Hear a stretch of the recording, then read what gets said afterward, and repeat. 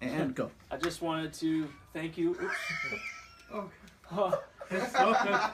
Sorry. No. So nervous. Been waiting all day for this. Just want to introduce you all to the second version of my Al Talk. Tonight we're going to be talking about a very important subject and topic that's very dear to me, and that's my friend Chistian Jenkins. And one of the things I thought about, okay, yeah, so it's Chistian's birthday, that's awesome, but one of the things I really want to talk about is, who is Chistian? Where did he come from? How did he get his name? What's his lineage? So we're going to back the truck up tonight, and we're going to kind of go through just like a 30,000-foot view, like a bird's eye view of Chistian's life, and we're going to just roll the tape back. So who is Chistian? Or to whom is Chistian?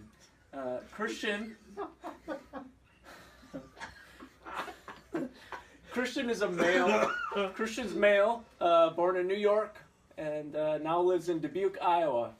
He has 3 siblings, 2 sisters, 1 brother. They're all very smart, just beautiful individuals, funny, and yeah, just great people. Chistian is an inspiring botanist who looks to change the world as we know it. Chistian exemplifies his own name, Christ-like, and I mean that, Chistian. I just wanted to give that to you. My middle name's Chistian, so we both have that in common. So we're going to go on, moving on.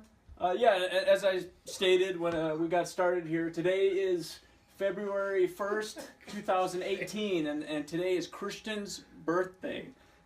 So happy birthday, Chistian. I thought you'd like those images.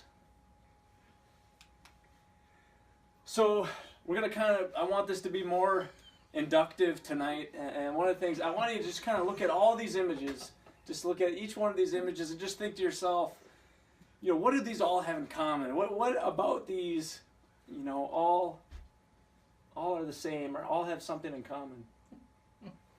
And feel free when you come up with an answer just to shout it out.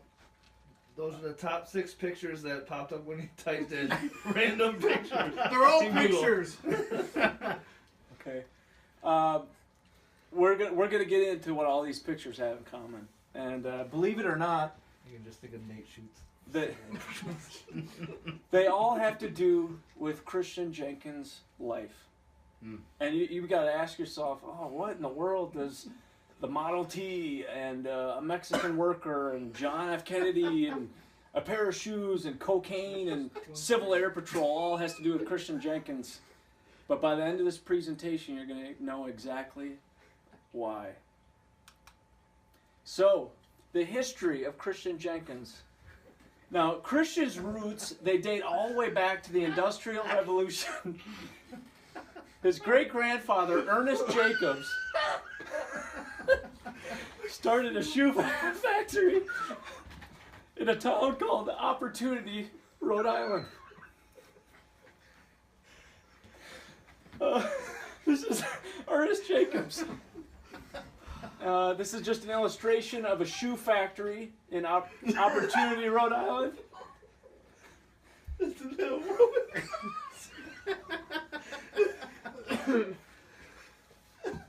Al, do you need some water? Oh, I'm good. Okay. So, Ernest Jacobs was a true entrepreneur, a true American history hero, and he got started making a shoe factory in Opportunity, Rhode Island.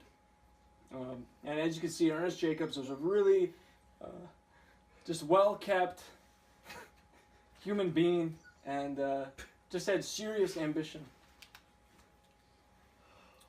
Moving right along here. Important figures early on. Alvin Casper Eglinton was one of the first shoe designers for Chistian Jacobs when the factory started up. And Chistian, I mean Ernest, kind of backing up here. Patrick Fleming was a tech supervisor who was in charge of pretty basic operations. It could easily be replicated. Very replaceable individual. We're just gonna I just wanted to get you kind of a backstory. A lot of the research I did led led to these two guys. Jose Santana. You're probably asking yourself, who's working at this factory? Who is Ernest Jacobs' go-to guys? Jose, he worked at Ernest's factory from 1914 to 1915 until he decided he didn't want to make shoes anymore. Jose decided to move back south to find his family and start a new life away from Opportunity, Rhode Island. Most scholars say that Ernest and Jose had a friendly, mutual understanding when Jose left. He never wore shoes again after leaving Ernest's family. So that's Jose. He worked at Ernest Jacobs' factory.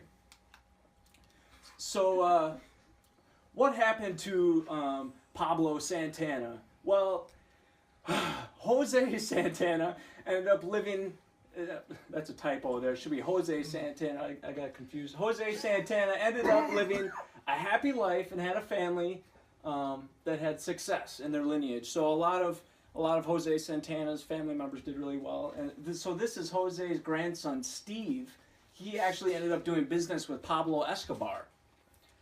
So, you know, when I kind of did all this research, I'm like, wow, Ernest Jacobs, what other kind of ties does he have? Finding out that one of the guys that worked at Ernest Jacobs' factory actually had ties with Pablo Escobar. It was pretty fascinating. So this is Ernest. This is Ernest during the Great Depression. This was an image that I had to pull from Ancestry.com. It actually cost a good amount of money to get in this presentation. So this is Ernest. You can see it's the Great Depression. Everyone's really sad. Ernest is just happy to be alive. Ernest plowed through the Great Depression due to his knowledgeable investment in Model T cars designed by Henry Ford. So there you can see him there. Everybody's stressed out. Ernest knows exactly what to do. So Dewey Jacobs. So it went Ernest, and then Dewey was his son. If you can see here, Dewey Jacobs followed in his father Ernest's success by getting involved with the mafia and became a mobster until he lived in Brooklyn near Steve Rogers. If you know Steve Rogers, he actually ended up becoming Captain America. So, again, just crazy ties. Pablo Escobar, Captain America, all these guys pertaining to Ernest Jacobs that all together come back to Christian Jacobs, or Christian Jenkins as we know him today. Stuart Jacobs. So when Ernest, Dewey, Stuart. Stuart Jacobs was the son of Dewey and took his mobster skills to be a part of the Secret Service for John F. Kennedy. And you can see him here. This is just another rare image that I had to pull out of the archives from Ancestry.com of the Jacobs family. There you see Stuart there, just in this picture with John F. Kennedy. So. Name change. Jacobs to Jenkins. And I know there's still confusion today. I remember when I first met Christian, in my phone it said Christian Jacobs because there's so much confusion. Is it Jenkins? Is it Jacobs? I had to do a lot of research to figure out why he changed his name from Jacobs to Jenkins. And actually it is due to the assassination of JFK, the Jacobs family decided to change their name from Jacobs to Jenkins to no longer have ties with the horrible incident in U.S. history, that being the assassination. It's crazy, very interesting. Nelson Jenkins. So now we went Ernest, Dewey, Stuart, Nelson. So Nelson Jenkins. Nelson Jenkins decided to have a name change, and he was really the guy that instigated the name change.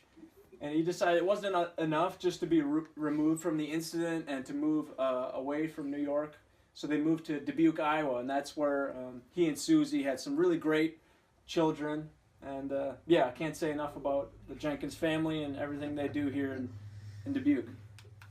Fun facts about Christian. He has followed his lineage in investing in stocks. He currently owns 43 Bitcoin shares. A lot of this information I'm not sure if I should even disclose, but I think I'm going to anyways. He's a strong advocate for the Civil Air Patrol. Has always desired to release helpful chemicals from airplanes. He plans on calling it Happy Trails. He hopes to start his own kombucha tea brewing company. Just some of the minor aspirations of Christian.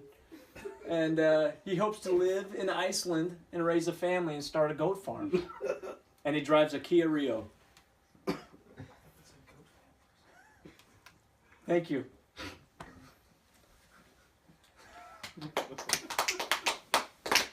I just want to open it up.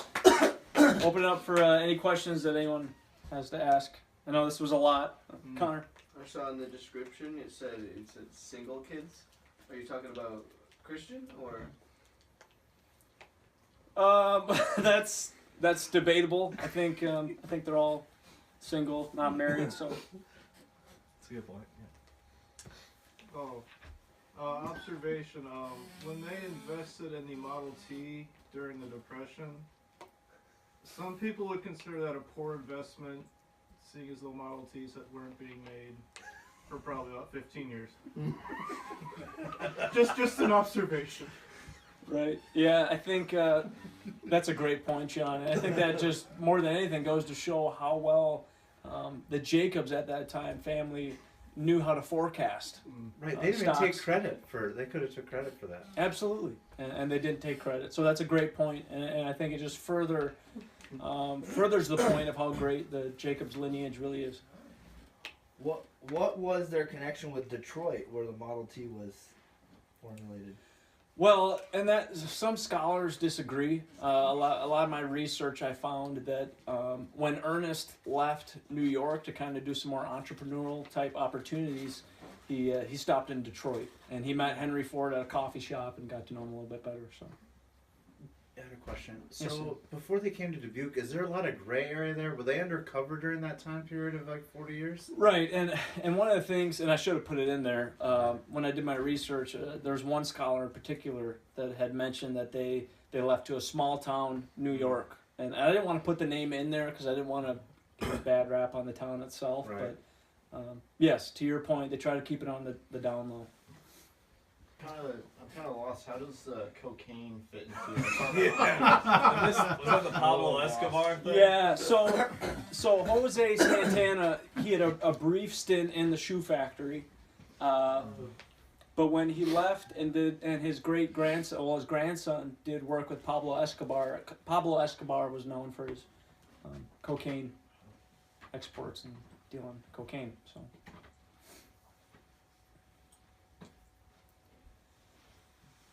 Peter, do you have any questions? No, I think that's all been answered. What's your goal for the Super Bowl coming up?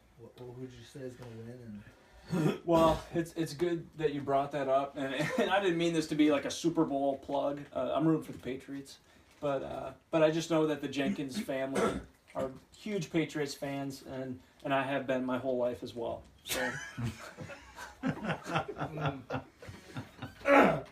Okay.